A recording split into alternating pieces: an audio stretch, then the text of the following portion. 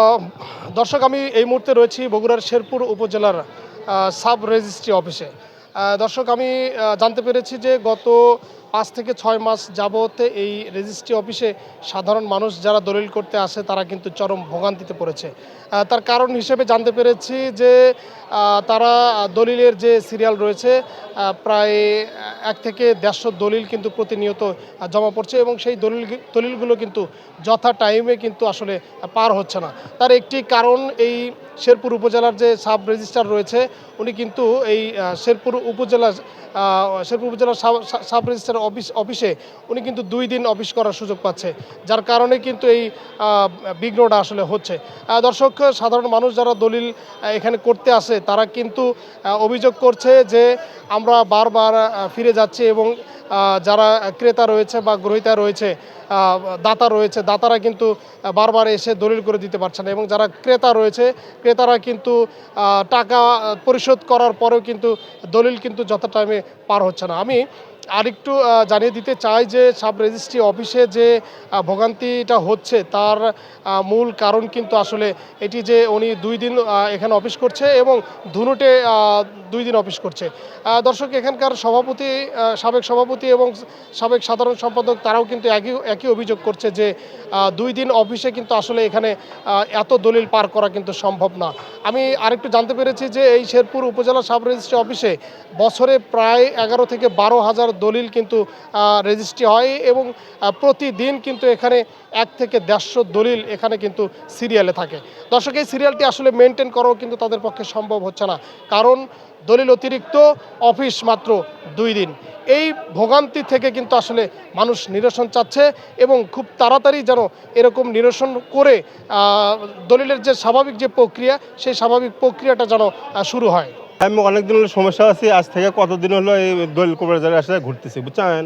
এই আমরা তো কাজ ফেলে রেখে এখানে এসে মনে করেন যে এই আজ থেকে 10-12 দিন হলো ওই জমি, হ্যাঁ 2 সপ্তাহ হলে এসে যে ঘুরতেছি। আজকেও আমি পাইনি, আজকে যে আমি ঘুরে যাচ্ছি।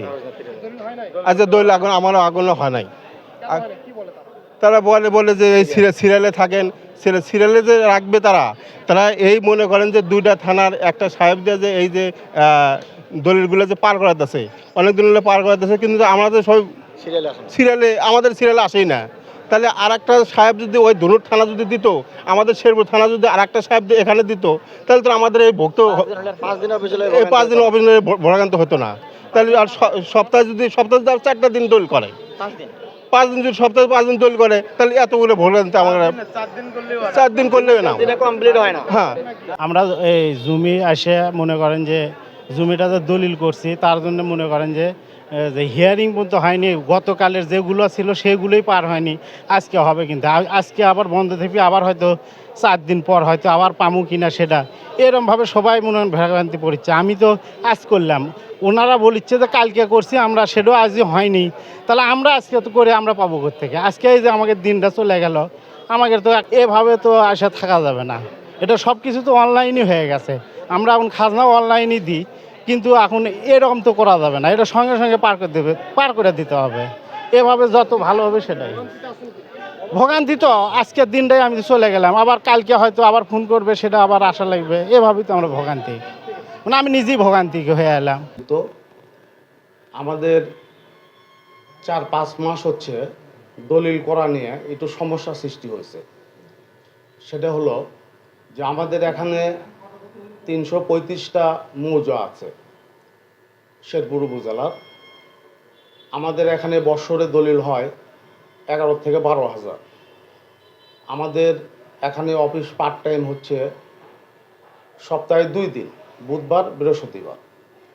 তা আমরা যে দলিলগুলো লেখি সেই দলিল আমরা রেজিস্ট্রি করতে পারছি না, কারণ সরকারের একটা নির্ধারিত সময় আছে 9টা থেকে 4টা পর্যন্ত। এর ভিতরে হয়তো আমরা দলিল ওখানে 150-160টা দাখিল দিলে পরে দেখা যায় যে আমাদের দলিল 70-80টা পর্যন্ত হয়। এখন বিষয়টা হলো যে আমাদের এখান যখন দলিল লেখে না আমরা উপরে যাই স্যারের কাছে, তখন দাতাগৃহীতে এনারা টাকা লেনদেন করেই উপরে দলিলটা দাখিল দিতে যান। যখন দেখা যায় যে দলিলটা হচ্ছে না, তখন গৃহীতা কিন্তু আসলে ভেঙে পড়ে যে আমরা টাকা পয়সা পরিশোধ করে দিলাম, দলিল তো আজকে হলো না।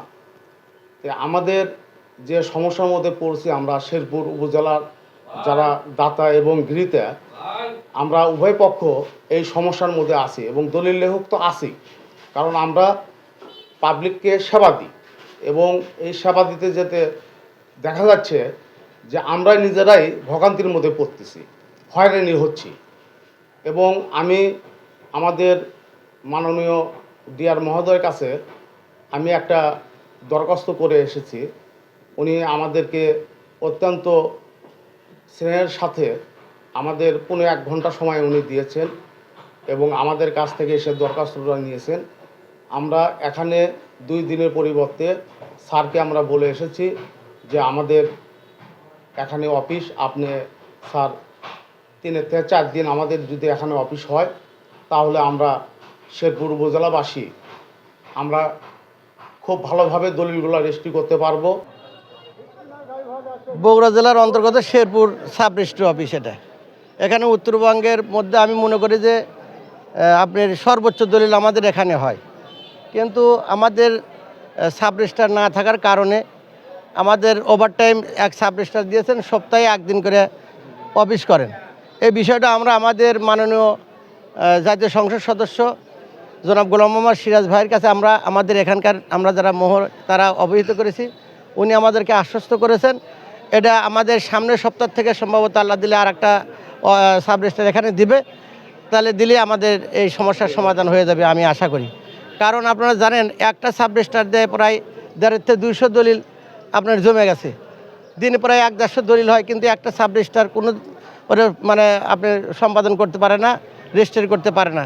যার কারণে আমাদের এখানে রেগুলার সাব রেজিস্ট্রার থাকলে আমাদের জন্য সবচেয়ে সুবিধা হয়, কারণ তাছাড়া মানুষ জনদুর্ভোগে পড়ে গেছে আর কি।